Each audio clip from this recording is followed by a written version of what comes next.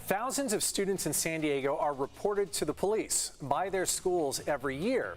This disproportionately affects students of color and those with special needs, propelling some of the most vulnerable children into the criminal justice system before they even graduate from high school. Mary Plummer, an editor with iNewsSource, joins us with more on this. Mary, thanks as always for joining us on a Tuesday. So let's get right into it. Why are schools in San Diego reporting students to police? Hey, Carla. Well, several school districts in San Diego County told iNewsSource that they contact police for education code violations. So that can include assault with a deadly weapon, possession of dangerous objects, or drug or alcohol related problems. So these are things that are kind of higher level. Some of these are higher level issues, not necessarily your everyday discipline problems. So these are serious issues, but what types of students are most often reported to law enforcement? There seems to be an issue with that. Maybe the justice here isn't being distributed equally.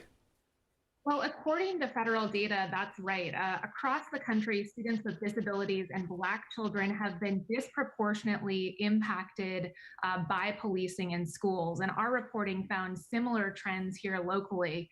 Take San Diego Unified, for example. That school district, which of course is the largest in San Diego County, they reported about 1,000 students to police back in the 2017-2018 school year. That is the most recent data available.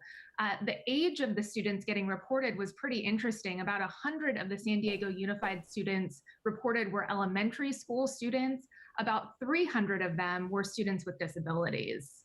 Those are big numbers when you sit back and consider it. So I guess the next question, we're seeing how it's impacting some of the individuals. How is this hitting families?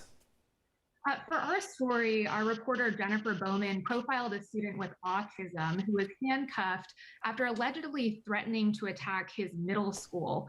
Police took him to a mental health facility for 3 days. His mother, Serena Zavala, told us that this incident has really made her son fearful of law enforcement, and she wishes that the school would have handled it quite differently. Here's what she told us in our interview with her. People that have special needs kids, they go through a lot, and they really have to fight a lot to get services and the different things like that, and the kids work really hard to fit in, and so having police called out for those types of individuals and the parents, they're already struggling, they're already tired. Your heart really goes out to families who are in that specific situation. So are schools looking at this? Are they doing anything to make changes to their policies?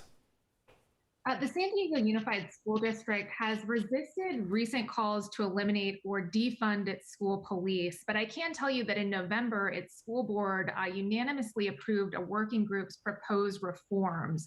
So those changes include things like additional training on when to call police.